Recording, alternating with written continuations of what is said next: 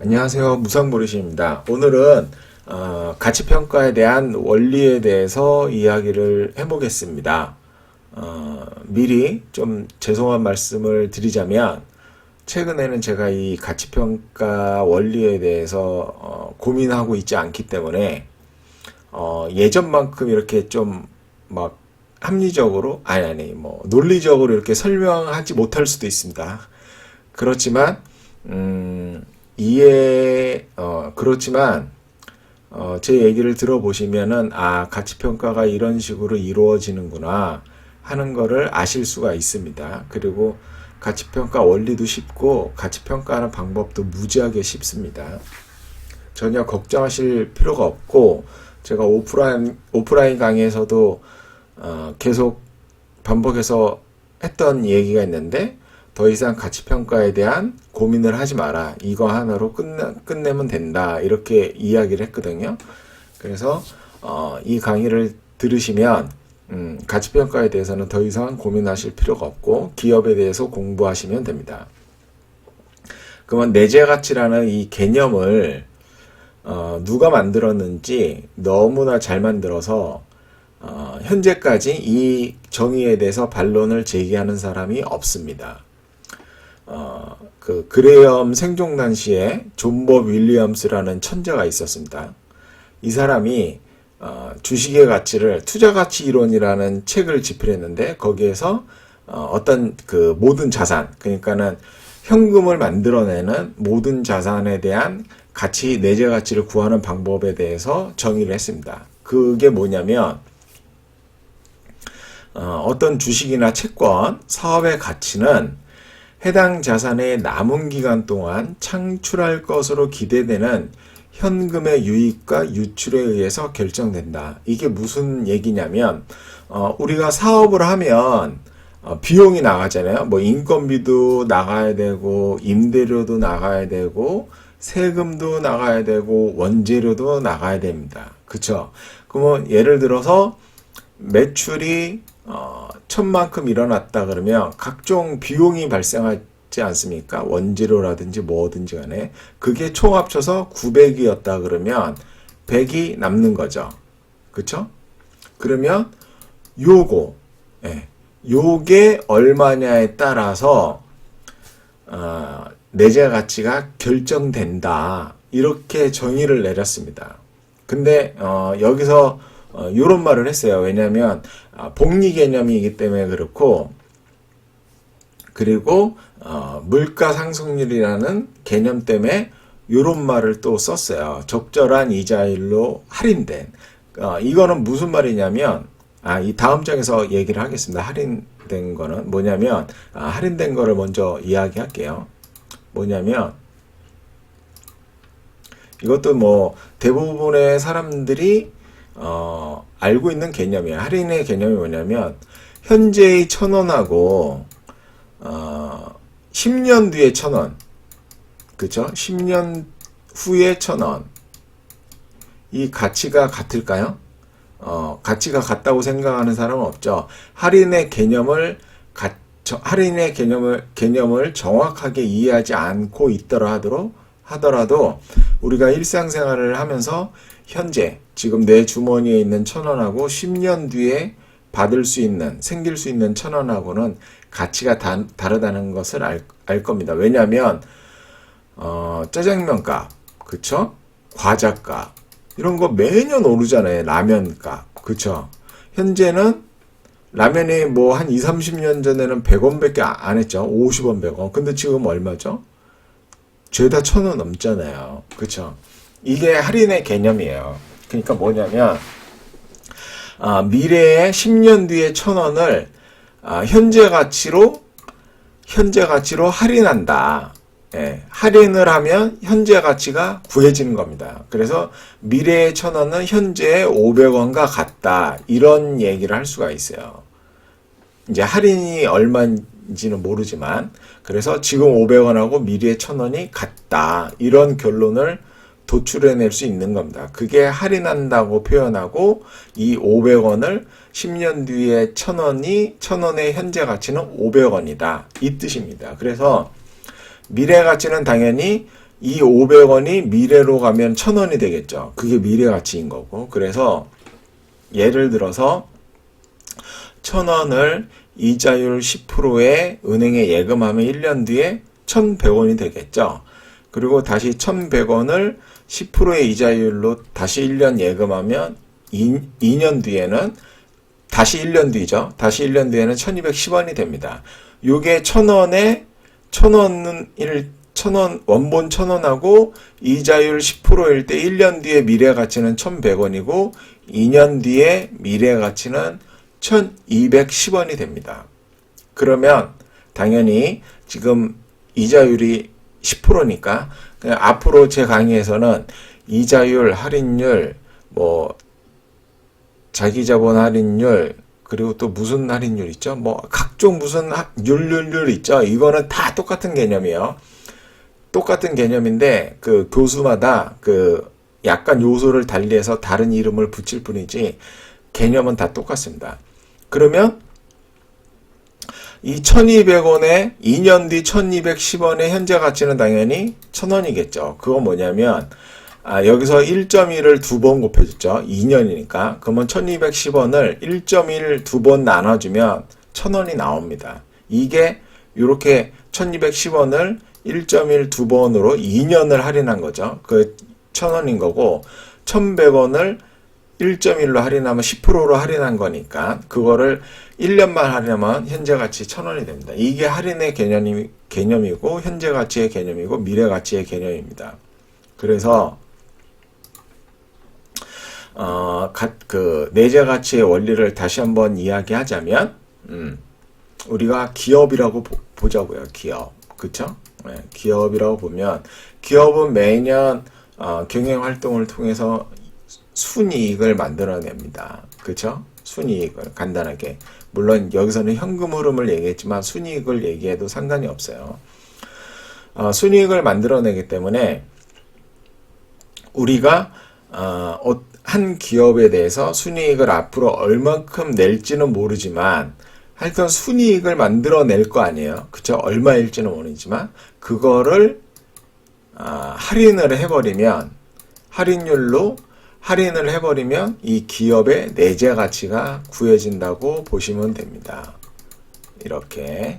그래서 쉽게 설명하자면 채권의 가치, 채권의 내재 가치는 어떻게 구할 수 있을까요? 이거는 너무나도 쉬워요. 왜냐면 이자율이 결정되어 있죠.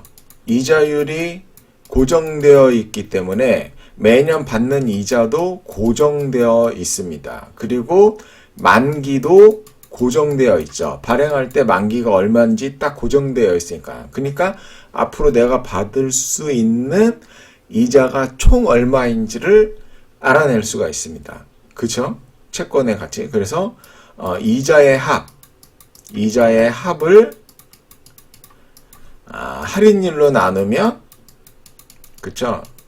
물론 이제 이게 굉장히 복잡한데요. 그냥 단순하게 하면 그러면 채권의 내재 가치가 구해진다. 이렇게 보시면 돼요. 굉장히 간단하죠. 그리고 주식의 내재 가치는 똑같습니다. 이 기업이 미래 벌어들일 이익의 합을 현재 가치로 할인하면 됩니다. 그러면 주식의 내재 가치가 구해지는 거고 기업의 내재 가치가 구해지는 겁니다. 그래서 우리는 내재 가치를 구하려면 미래에 이 기업이 청산되기 전까지 언제 청산될지는 모르지만 청산되기 전까지 벌어들일 이익의 합을 현재 가치로 할인해서 그 값을 구하면은 주식의 가치를 구할 수 있는 겁니다. 좀 제가 드리는 말씀에 어떤 어폐가 있지 않나요? 이 미래 이익을 도대체 어떻게 할 건데 이런 고민이 되지 않나요? 그쵸? 이 고민이 되죠. 아니 1년 뒤에 이익도 모르겠는데 10년 뒤, 20년 뒤 이익을 알아내야만 이 가치를 구할 수 있는 거라니까요. 그렇기 때문에 제가 뭐 오프라인 강의에서도 항상 말씀드리지만 결국 우리는 주식의 가치를 구할 수 없다. 이런 결론에 도달하게 됩니다. 안타까운 현실이죠. 사실이기도 합니다. 하여튼 우리는 그래도 구하는 방법은 알았습니다. 그래서 가격은 이익을 할인율로 나누면 된다. 그러면 내재 가치가 구해진다. 이렇게 생각하시면 되겠습니다. 자, 그러면 그러시면은 여기 저기 하나 있으니까 요거를 한번 볼게요. 버핏이 최근에 한 이야기입니다. 5월에 나온 기사인데요. 버핏이 가장 많이 들은 질문, 왜 아마존에 투자했나? 버핏이 아마존에 투자했잖아요. 굉장히 비싼 주식이죠. 왜 투자했냐면,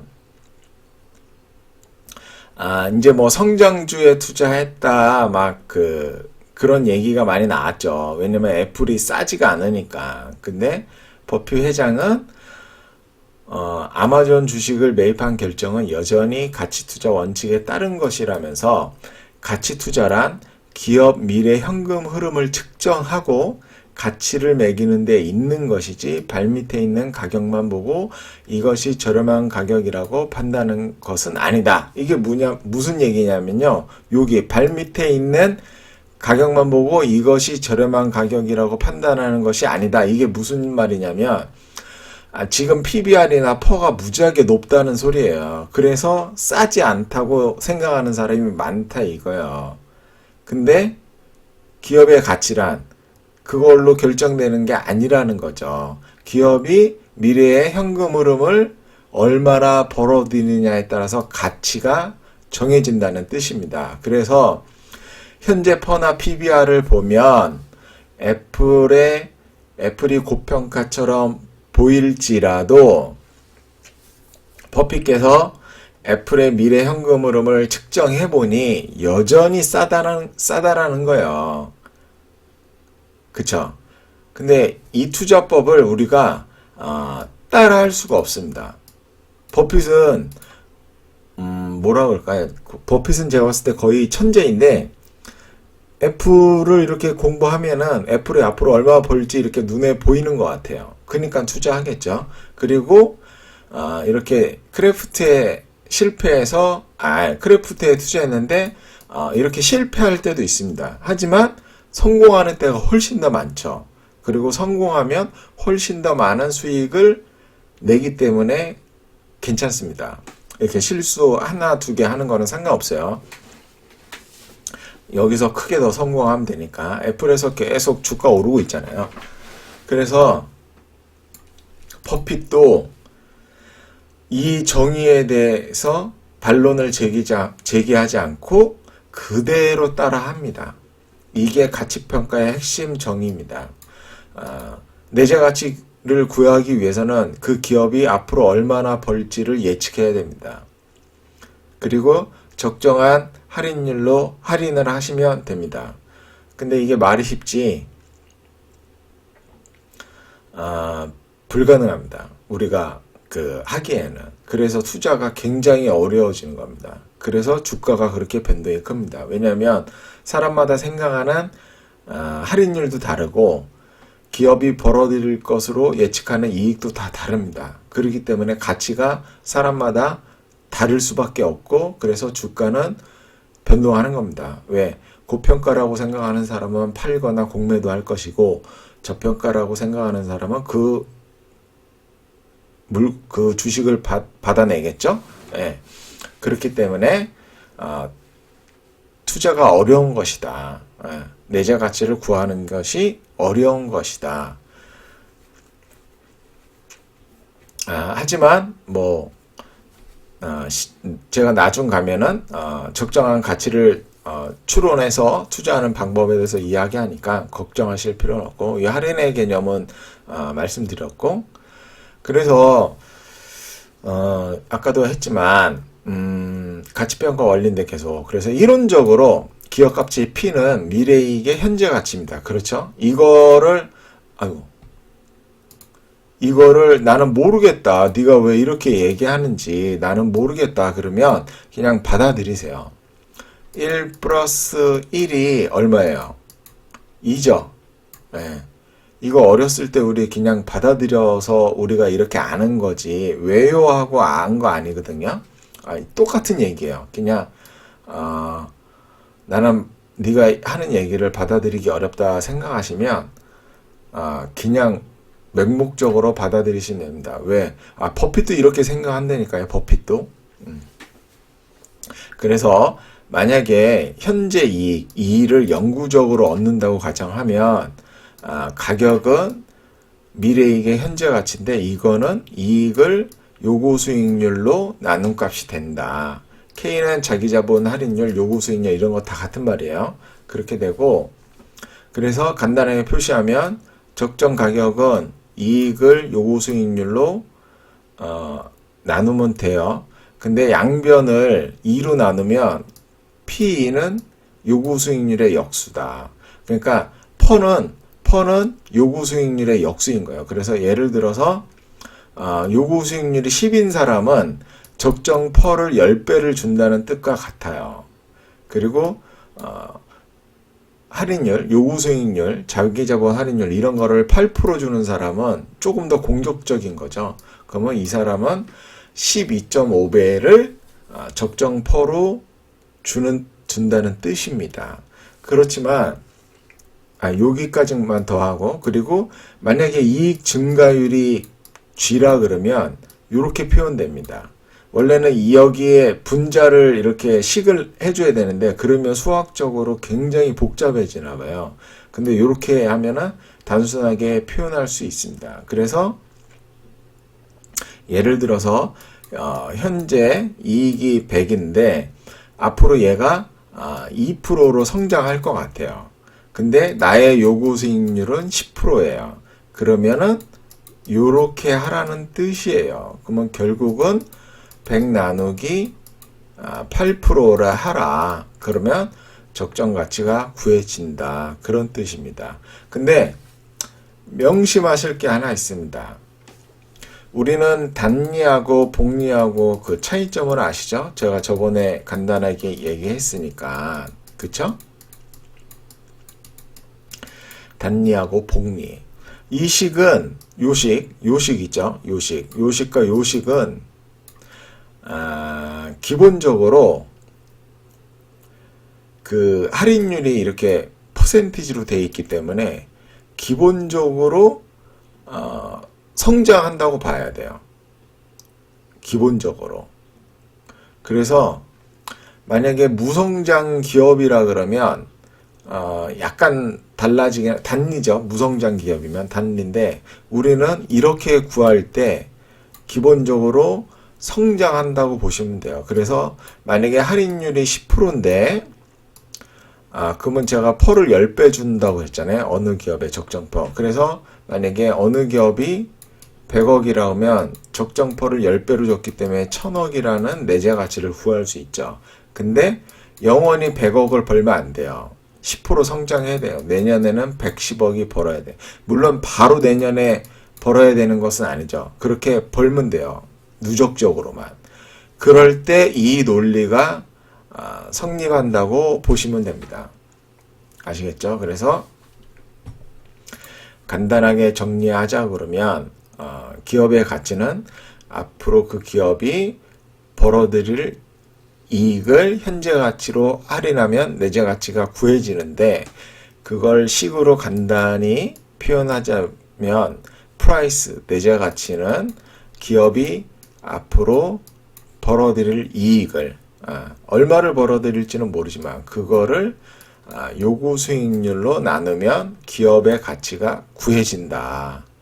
하지만 적어도 물론 여기서 이제 성장률을 따로 표현해 주긴 했지만 그럼에도 불구하고 이 시기에 기본적인 내재되어 있는 개념은 이익이 요구 수익률보다 성장을 해야 된다. 기본적으로.